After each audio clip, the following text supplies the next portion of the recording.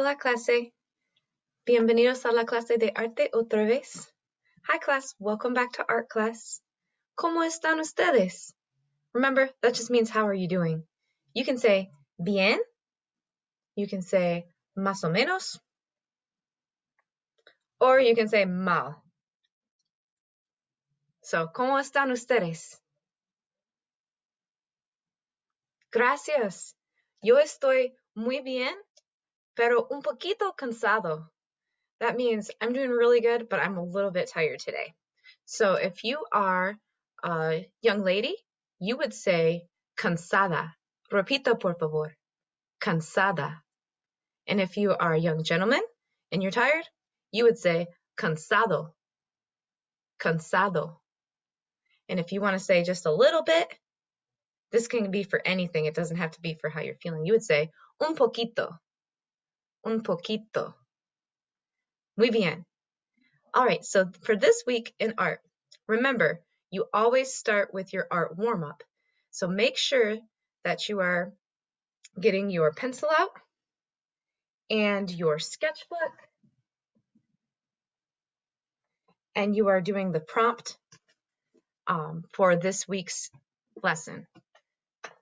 That gets your art muscles warmed up, just like basketball players, football players need to run and warm up and jog.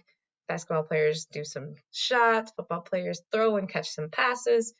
Artists need their pencil and their sketchbook to get warmed up too. So make sure that you are doing your sketchbook entry for today. Remember to include the date that you did it. And then if you remember, artists always sign their artwork at the bottom, even in their sketchbooks. So those are the supplies you'll need for your sketchbook. Then you're also going to need a blank sheet of paper. You don't want to use really thick construction paper. So if you have lined paper, that's fine. If you have some computer printing paper, that's what I'm using. You can use pretty much any other kind of paper as long as it's not really thick. And then you're going to need crayons, but without the wrappers. So make sure you ask an adult if it's okay to take the wrapper off if your crayons don't already have the wrappers off. That's the best thing that you can do. If you can't take the wrapper off your crayons or you don't have any crayons, you can use colored pencil or even a pencil, but you have to be very careful when you're using the points, and I'll explain that later. So crayons without the wrapper are best. Next, you're going to need an adult or guardian to go outside and find lots and lots of leaves. I want you to find all different kinds of leaves and all different shapes and sizes and textures, because texture is what we're going to work on this week. And leaves have lots of interesting textures. Remember, we looked at the leaves and we looked at their lines, but now you're looking for the texture or the way that they feel. So remember, you're going to find all different sizes and shapes of leaves. My favorite is near MSU, the ginkgo biloba. So if you have extra time, you can go with a parent and guardian and ask them what kinds of leaves that you found, and then you can label them, or you can look them up on your Chromebook. So let's talk a little bit more about texture and what we're going to be working with texture. And that is going to be, it's called frottage. It's a French word just meaning to rub. And that's pretty much what we're going to do today. So let's go ahead.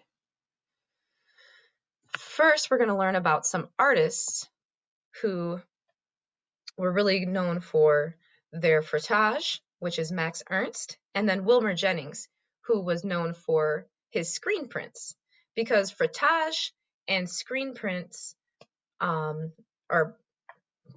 printmaking, actually, sorry, Wilmer Jennings was a printmaker. He did do lots of other kinds of artwork too.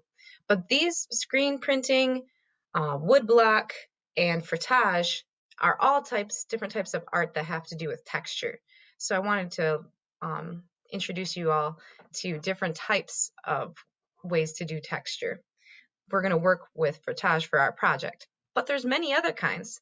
And Senora Waite's, one of her favorite ones was, I don't know if you remember from my sketchbook, was doing woodblock. So you find a piece of, or you do your design, you put it on the woodblock, and then you have to reverse the image, because when you rub it on there, it's going to come off as reverse. So I don't know if you can see this, but I started to work on something, and then I realized I didn't flip it. So my design would have been backwards. So I had to start over. But that's called woodcut. And woodcut was my favorite. And I'm still working. I have some tools for woodcut. They're very sharp.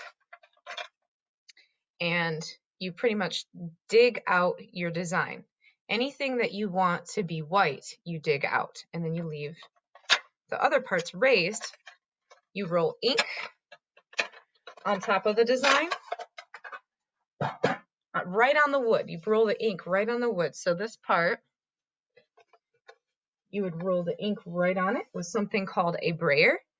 And then you put your piece of paper down, and then you flatten it down.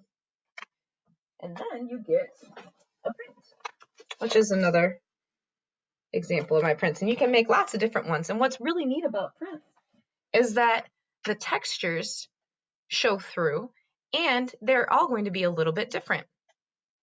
Another type of texture or weight is screen printing. Screen printing can even be used to make t-shirts. So any shirt that you have that has this, almost kind of feels like plastic on it, that is from screen printing, and that's a type of artwork. That's a different career in art.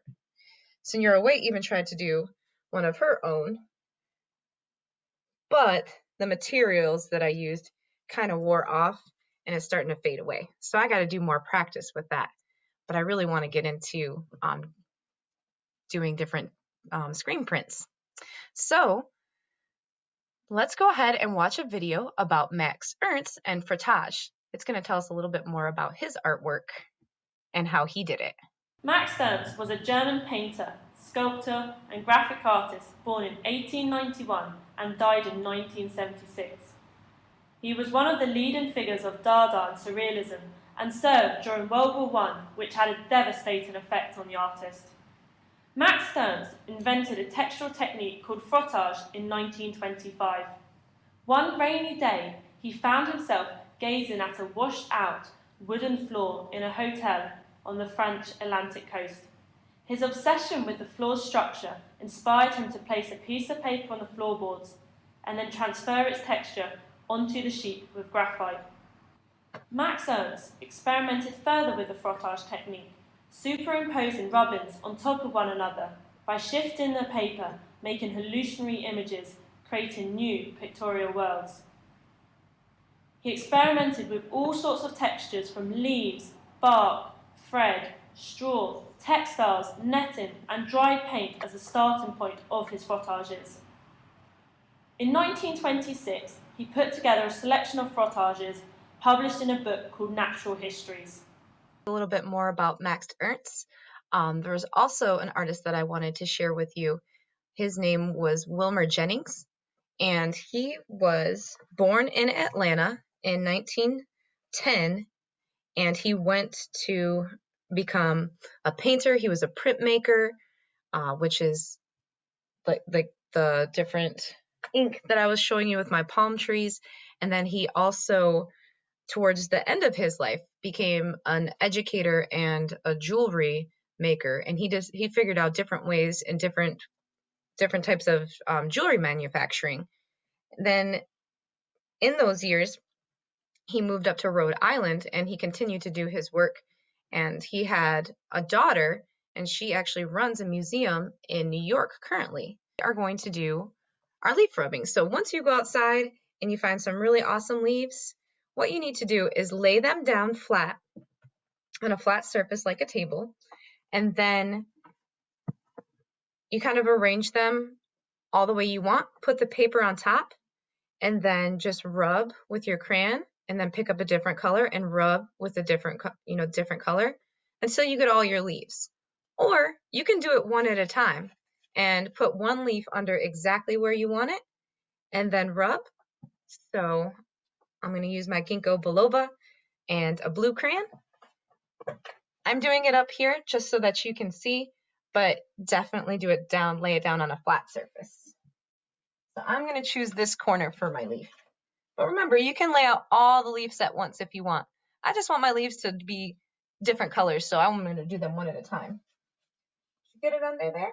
Make sure it's nice and flat, and that your crayon doesn't have any wrappers on it. And then you just press down to show the different textures in the leaf. Maybe the blue wasn't a good choice. Let's try a red. There we go. That almost makes like a purple color. That was kind of cool. I'm glad that the blue didn't work out, because now I have a cool purple. I'll show you it in just a second. Now I'm going to use this one, place it in a different spot.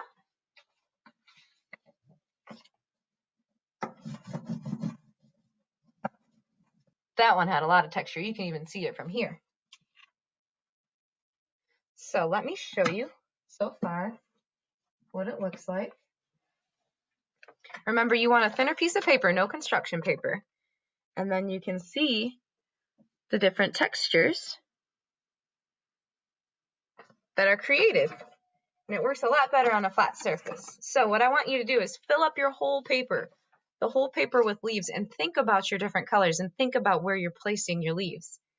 And then you'll probably get something that looks a lot like this. You can do it more than once if you want. I have a lot of fun doing this. If you want to recruit older siblings or parents or grandparents, guardians at home to do it too, I still have a lot of fun with it myself. So I hope you enjoy it as well. So remember, if you have extra time, you can work with an older sibling or an adult to identify your leaves and write them on there. But that's not required. That's just if we have time, if you have extra time to do that. So I hope you enjoyed learning about these artists, and I hope you enjoy your leaf rubbings, and I can't wait to see them. Adios, clase.